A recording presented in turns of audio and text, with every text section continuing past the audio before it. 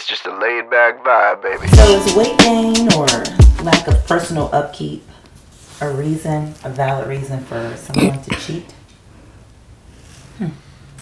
A reason to cheat? No, I don't think there's ever a good reason to cheat. I mean, if you're not happy in a relationship and you're not able to communicate why you're not happy, then that's a problem.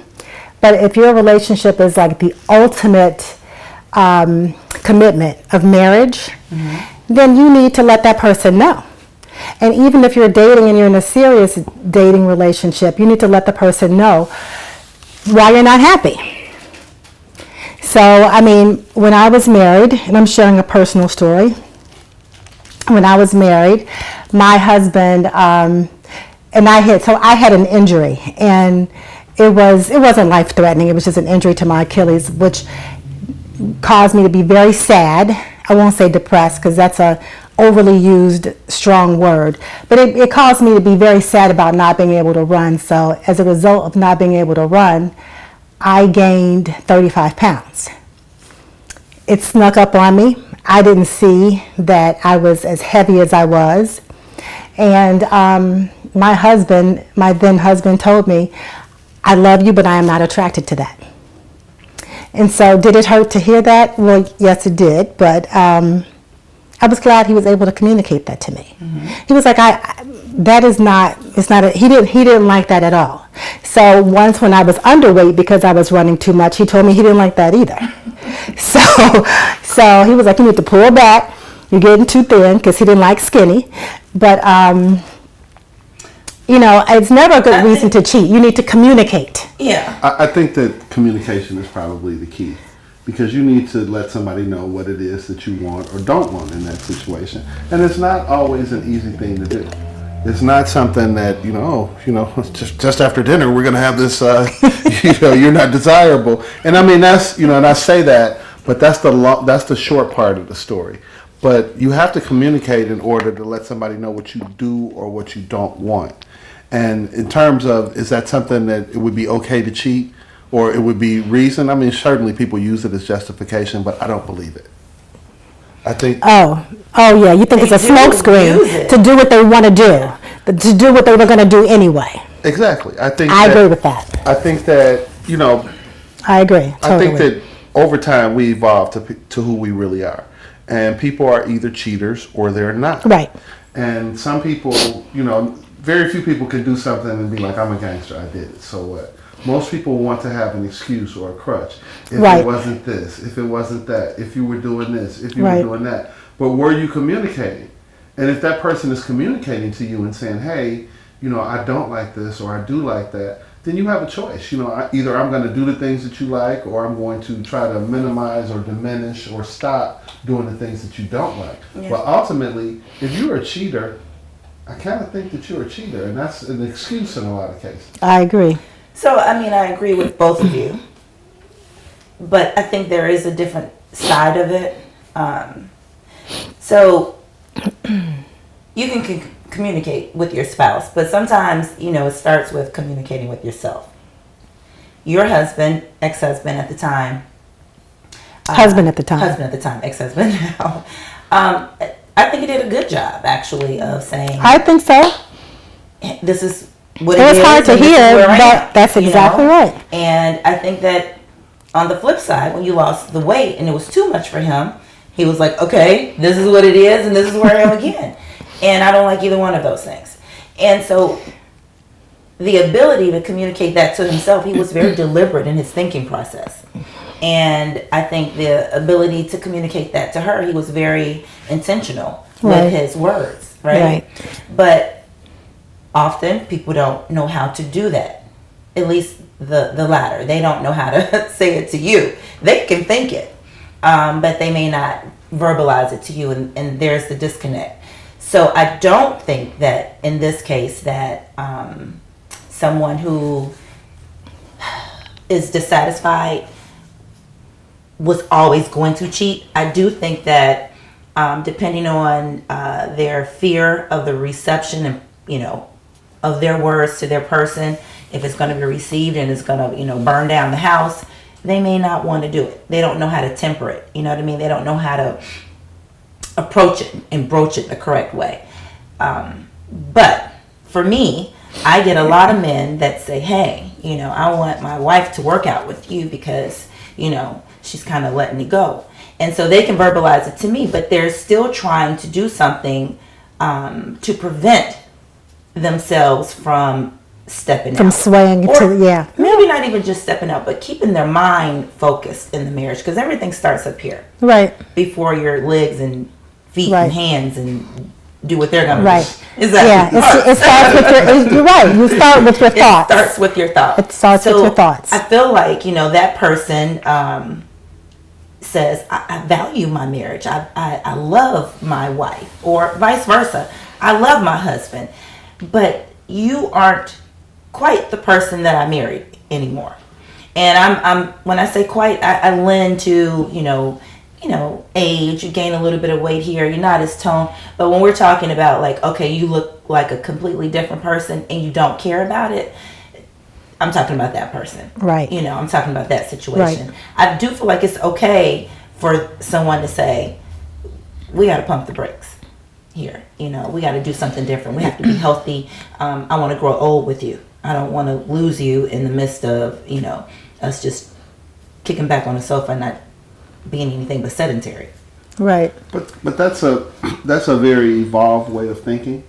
I mean, I think that when you marry someone, there should be a realization that this person is not going to always be this person. The person that I fall in love with may not actually continue to be that person. So I have a responsibility to help in that process. I have a responsibility to communicate in that process. But I also have a responsibility to accept those things, because we're talking about the person that just totally lets themselves go. Is that correct? We're talking about the person who doesn't care. Well, but we can whatever it is, because I didn't think I let myself go. I don't even think that somebody could look at me and think she's a type that would let herself go. But had I gained weight? Yes. And so I got a trainer who turned out to be one of my greatest friends, but she's the one who was like, listen, I know you like running, but you're going to have to find something else to do, like another form of cardio, biking, walk. And she was like, you're going to have to find something else. And I was resistant, but I did. So it's not a person who is just like slovenly all the time. But again, some people will, like you were saying, some people will just use that as a smokescreen. Now, I do have a friend, a really good friend, who has gained, I know two women who've gained double digits as well, like, 60, 70, 80 pounds within their marriages. And their husbands were different toward them, and one of my girlfriends who gained an excessive amount of weight, her husband had an affair, and the affair resulted in a child being born. So then you have that extra reminder of what happened. And it's so even when speaking to her mother-in-law, trying to get some support, the mother-in-law told her, well, maybe you shouldn't have gained so much weight. So, right, insult to injury, right? Ouch. Yeah. So there's so much to unpack when it comes to, like, we know usually, and I'm not, there are no blanket cases, blanket statements for everybody, but usually it's the man who is complaining about the woman's gaining weight. So, Usually. Millennials I find to be a little bit different though. Well, because they no, the girls are just like, yeah, I don't want you to be fat, so get in the gym. Like they're very focused on, with the guys? Yeah, they just aren't into it. I was going to say, because the millennials, like their definition, of like what a healthy body looks like, to me, it's different from ours. So that's a whole different conversation. Like what they consider thick, I would consider like you need to get in the gym. So like you are not thick. You're just a carrot away from being chunky. I do know women who do not like their husband's weight gain and have actively tried to change or modify that behavior. Cooking different maybe at home. Or at all. I'm gonna starve you then, right? We're gonna put you in that prison, diet. So, but it's. I think that society kind of dictates a lot of that. Society makes it to where you can be. Santa Claus is a chunky guy. So and he's loved. Yeah, but I mean, by all. Yes, and so it is. There is a part of it that's gender based, but I think that it's equal. I think that women are more likely to verbalize that to their friends, whereas a woman, they're more take charge, and women are more like, you know what, baby, we got some work to do. We got to get you back. Okay. And that's just my observation. I don't have any science behind that. I don't. Yeah. I do feel like it's easier for a woman to communicate that to a man and it be like accepted versus the man telling the woman like you're fat. I mean, I didn't birth some kids for you out of, you know what I mean? Right. We have reasons that we have gained weight during different times of our lives. Right. And it may be menopause, more challenging, right, to get it off as we age. Right. So whereas y'all just have no excuse. Right, you really don't. You got testosterone on your side. You burn more. You got more muscle in your body. I mean, andropause is a thing. I will give you that. Yeah. And then go through their own little version of menopause, but still. It's nowhere near I don't menopause. I think that society allows for men to be portly. I agree. I think that they're, women, one of the vanity items, especially for younger women, is, being smaller in stature. So I think that it's I agree. I think the society kind of makes that easier for men. Yeah. So here's the man thing, can have man titties, man hips and balls and everything and still walk around like I'm the man. A woman gets a fupa, and it's the end of the world, like, oh and the guys are like, oh man, she's thick in the middle and she don't have no waistline anymore. A man can have dick do, and that is when your stomach sticks out further than your dick does, right? And you all just pull your shirts out, buy bigger shirts, and it's okay, it's accepted. It's not balanced at all. In terms of gender, it's definitely easier societally for men to be a little bit more portly. And I think that in the context of relationships, you fall in love with a person. And there is a part of that. I mean, we are visual in nature, so there's a part of that I like that. But to want to hold on to that or to romanticize that and make that a deal breaker, that's a lot. I mean, especially if I'm not trying to help. Well, I mean, yes and no. So I'm gonna say, I mean, my husband was slender, and the two guys that I dated in the past were slender guys, but I would see, like, if I dated a guy and he was slender, then he gained 100 pounds, I would be like, if it was just us dating, I don't, and there was no love. I didn't. Yes, exactly. Like I was watching a comedy show in which it was Chris Rock, and he said, I did not keep Chris Rock has always been skinny, so that's one thing, but he said, I did not keep myself together to fuck Anita Baker. I want to fuck Doja Cat. And I kind of understand, and it's funny, but I kind of understand. Like, you do not work out and keep yourself together to go get somebody who is unhealthy, just broken down, and I mean, I get it, and we want what we want. Yeah, and if you're in a relationship and you gain the weight and you are resistant to me helping you, meal prepping for you and getting together, then you take care. Because that's not what I'm looking for.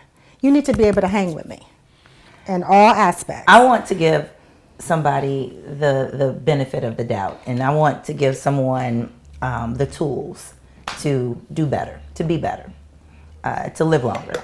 So I'm probably going to approach it a little bit differently and make it an activity for us.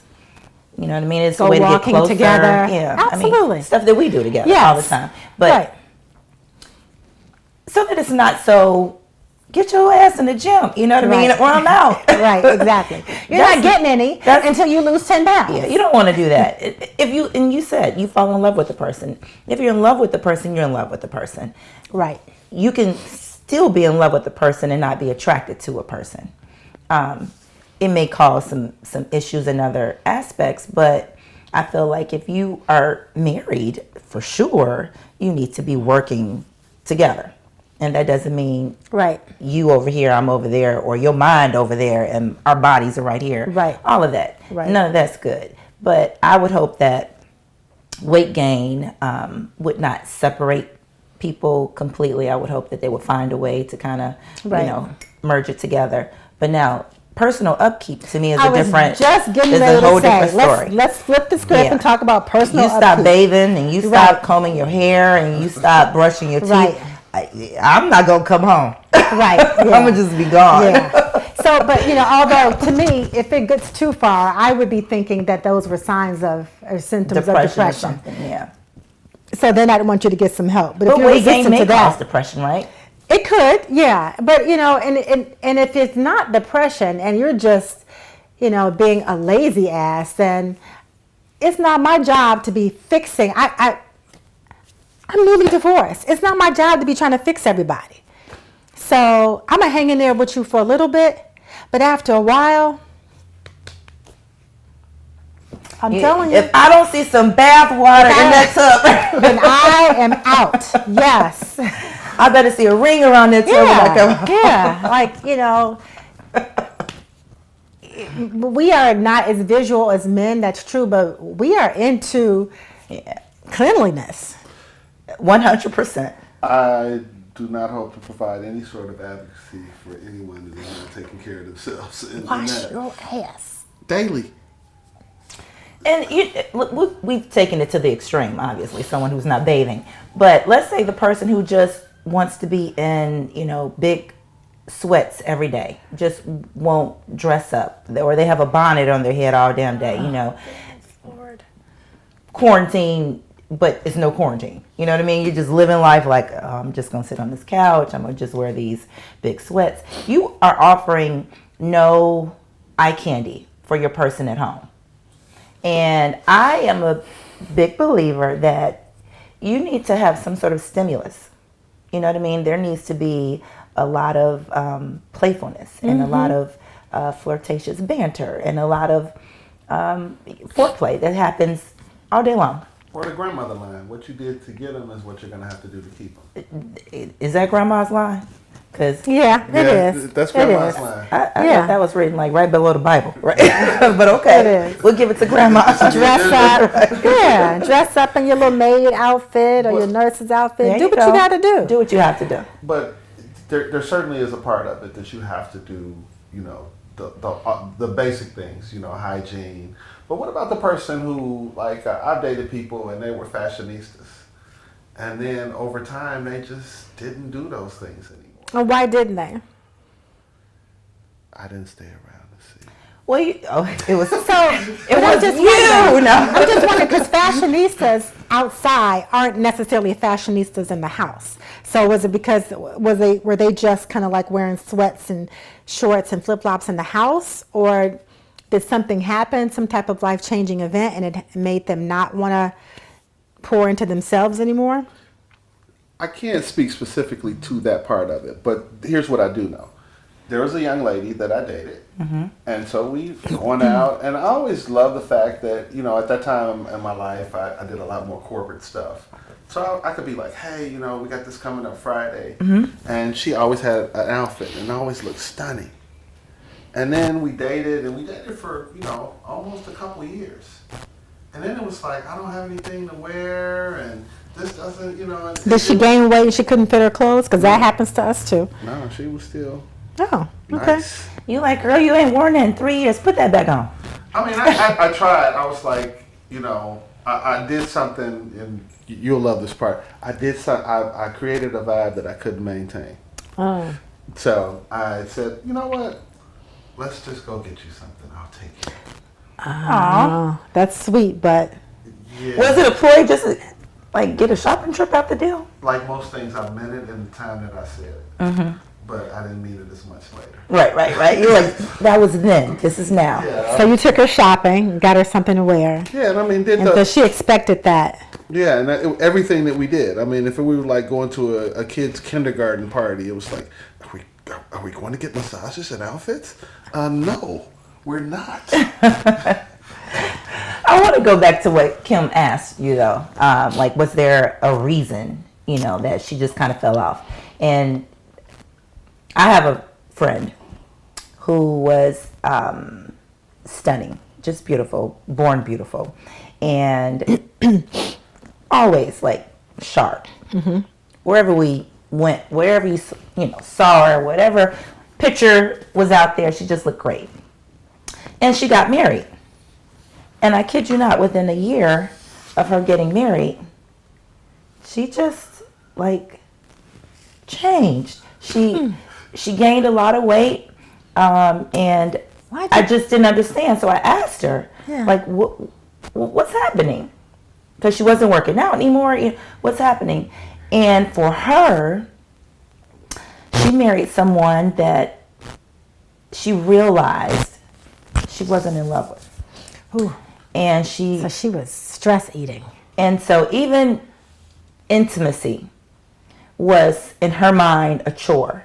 And just to be able to do it, she would like think about the grocery list. What do I need to get from the store? It would just be something that she would just do because she knew she was supposed to do it.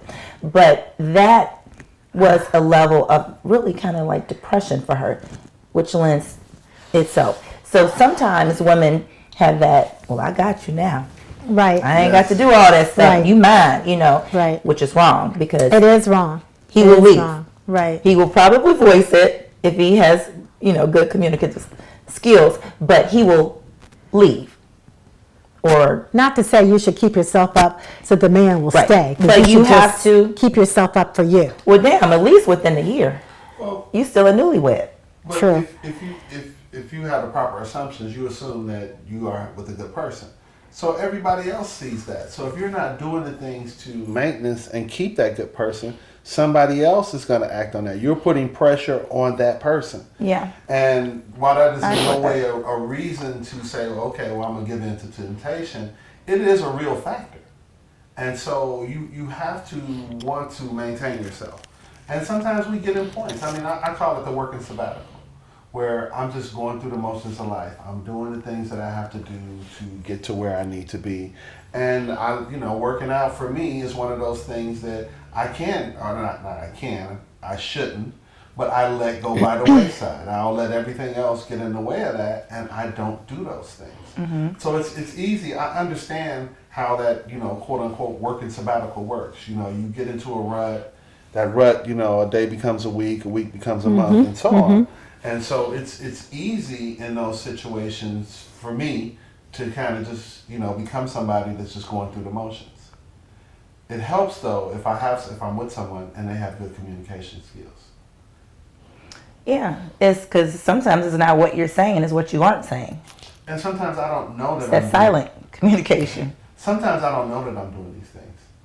And that may sound crazy. I know that I haven't been to the gym. I know that I'm not bike riding anymore. I know Right. that I'm not doing this. But I haven't taken a comprehensive inventory and said, these are the things that I need to just maintain. Not to get better, but to maintain. I'm not doing those things, but I'm just going through the motions. So sometimes I need a mate to say, hey, let's do this. Because exercise is medicine at the end of the day. It is. It is the best medicine. It's not just literally for your physical, but it's for your mental. It it's can for be your an emotional. aphrodisiac. Yes, you're Yes. releasing endorphins. Your Absolutely. disposition is better. You feel better when you move. You know what I mean? So, yeah, if you have a mate that says, you know what, you've been home a lot. You know what I mean?